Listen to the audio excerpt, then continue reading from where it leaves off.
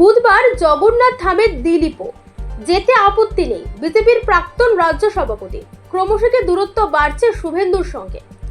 উপলক্ষ দীঘায় জগন্নাথ ধামের উদ্বোধন, আয়োজনে সরকার আর প্রভাব বিরোধী দলের অন্দরে। বিজেপির দুই সামনের সারির নেতার পথ দুদিকে আরো বেঁকে যাবার ইঙ্গিত মিলল মঙ্গলবার রাতে।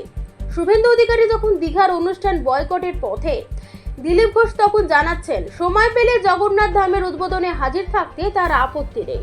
এর আগে পাকিস্তানের জাতীয় পতাকা পোড়ানো নিয়ে দুই নেতার দুরকম অবস্থান প্রকাশ্য এসেছিল। রাজ্য বিজেপির সেই অস্বস্তি কাটার আগেই জগন্নাথ ধামের উদ্বোধনী অনুষ্ঠানের ফের প্রকাশ্য এনে দিল দুই নেতার দুরকম মত। দিলীপ ঘোষ বলেন, দীঘার অনুষ্ঠানে আমি যাব কিনা ঠিক নেই, তবে যাব না বলিনি। দিলীপের কথায়, মুখ্য সচিব চিঠি দিয়ে আমাকে নিমন্ত্রণ করেছেন, সময় পেলে সেখানে যেতে আমার কোনো আপত্তি নেই।